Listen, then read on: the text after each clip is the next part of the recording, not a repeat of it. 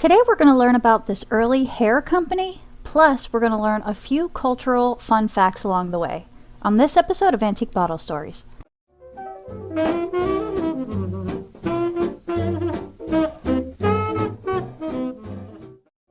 Our story is about a guy named Frederick Walter Fitch, and he was born in 1870 in Iowa. Apparently, his parents split when he was young, and he was forced to work at a very young age, at the age of 8, to help his mom. So, at a young age, he already had a good amount of grit and self-reliance to be successful in life. He wanted to be a doctor, like his dad, but he didn't go to school past 8th grade. So by the time he was 20, he started apprenticing with a barber in Iowa. He himself suffered from dandruff or something similar, so this profession interested him. He ended up buying the barber shop after a few months of working there, and then he sold it in less than a year for a profit. He started his own company at age 23, and for about 8 years he had been tinkering with different products designed to help with dandruff. He was working with a chemist, and he picked up a little chemistry himself. He knew which products worked and which ones didn't, so he started putting together the ingredients that he knew worked, and he ended up with a product that he knew helped with dandruff. He called it Ideal Hair Grower and Dandruff Care. Apparently, this is what his first building looked like. It's kind of like a barn. This is an 1890s photo of Fitch's delivery horse and wagon.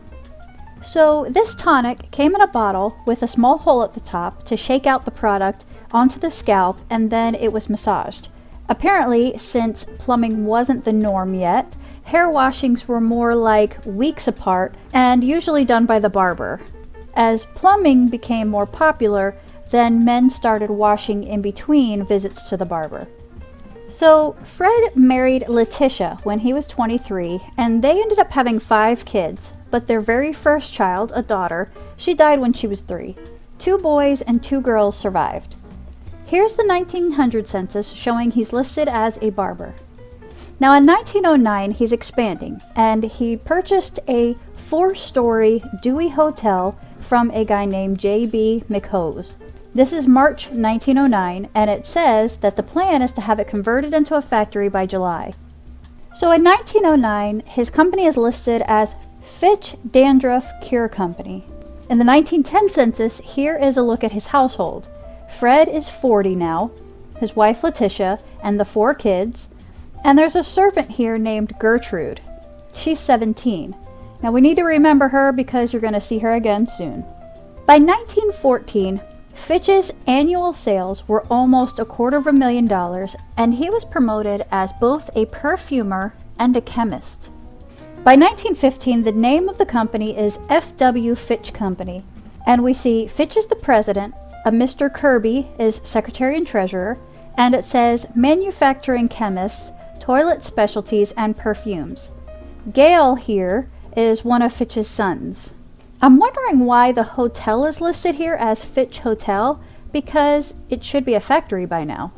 Anyway, in 1917, he built the building that he would remain at until the end, 15th and Walnut Street in Des Moines, Iowa. It cost about $75,000 to build. Here's what it looked like in its heyday, and here's what it looks like now. It's actually an art center now. I'm glad it still stands. That's pretty cool. Now this was fun. Fred apparently enjoyed golfing, and he made a score of 77 for 8 holes. Now, I don't know anything about golf, so I guess that's a good score because it says Fitch's work proves that he will have to be taken seriously for the rest of the season. By 1920, his son Gale is 21, and he's working at the factory and living with his parents with his new wife. The servant is not listed here, Gertrude. In August 1920, it's reported in the papers that Fitch is critically ill after an operation that he underwent several days ago. It says that he was taken from the hospital to a hotel when his condition suddenly took a turn for the worse. Well, he recovers because the newspaper articles just keep coming. This 1922 article talks about how Fred Fitch manufactures a widely known lotion for the scalp, and that he used to be a great horse fancier. Although now he doesn't have a stable anymore, so it's assumed that he isn't keeping up with his interest in horses. It says one horse that Fred had was, quote, a queer performer, and the horse was taught to trot at a certain speed until given a special signal from Fred when the horse would basically kick in the turbos. So the story goes that one day a stranger thought that Fred's horse was too slow. So Fred made a bet with him, and so once the race began, Fred gave his horse the signal and he basically blew the other horse out of the water.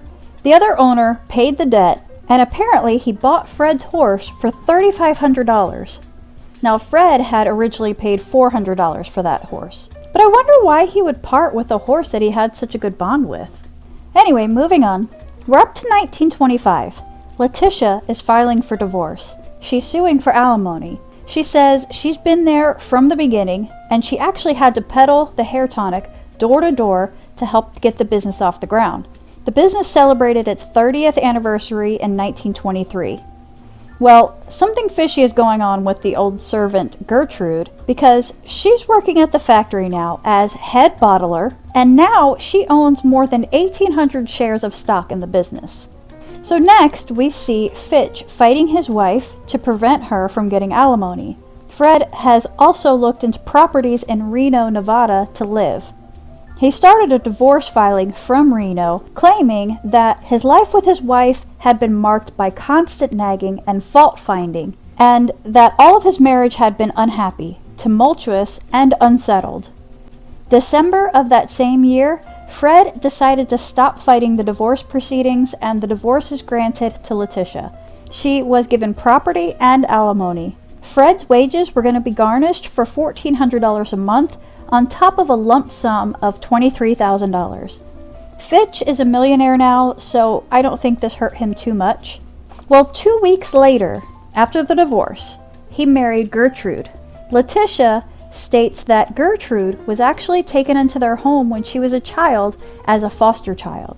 Okay, things are getting kind of weird, aren't they? He's 22 years older than her. But at the time they're married, he's 55 and she's 33. Alright, so I guess it's not that weird. So, this article intrigued me. The newspapers call Gertrude a Gretna Green. So, that was a cultural term that I had not heard of yet. The term Gretna Green originated around London. It referred to a time when, if two young people wanted to get married, they had to get permission from their parents if they're under 21. So, determined couples would cross the border to Scotland to a place called Gretna Green, and there they could get married without their parents' permission. It says the term eventually became known as running off somewhere out of their jurisdiction to get married, and in this case, Fred was supposed to wait the course of a year before remarrying.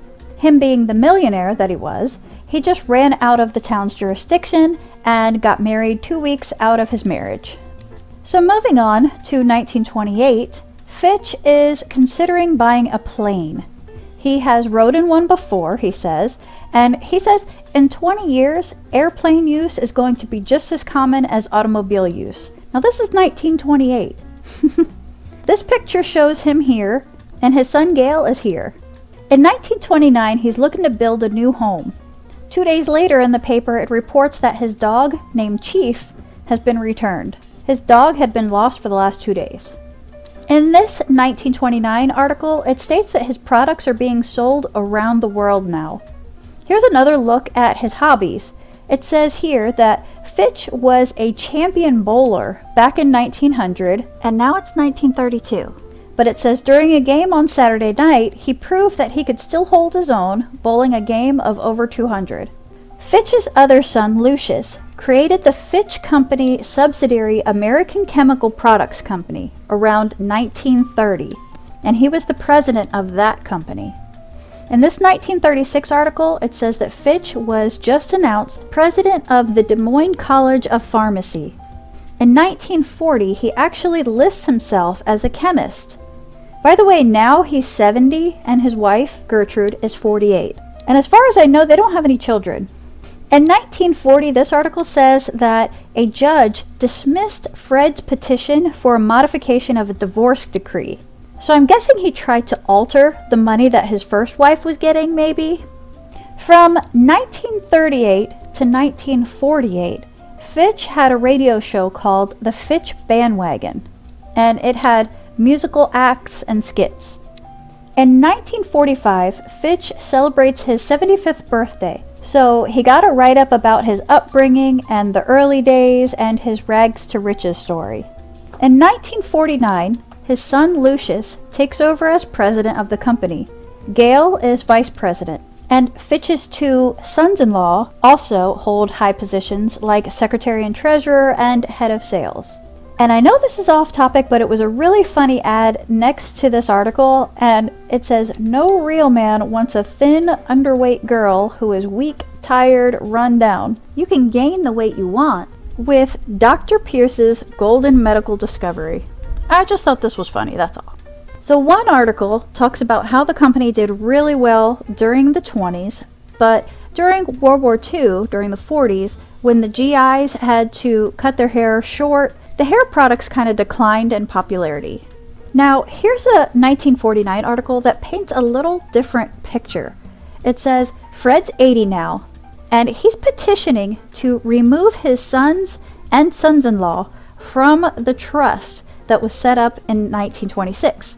Fred claims that there's been some gross mismanagement of funds from these guys, consistent self-dealing by the defendants, benefiting unequally at the expense of his two daughters, and he says the two sons and two sons-in-law combined to name themselves as directors and officers of the Fitch Company over his protest.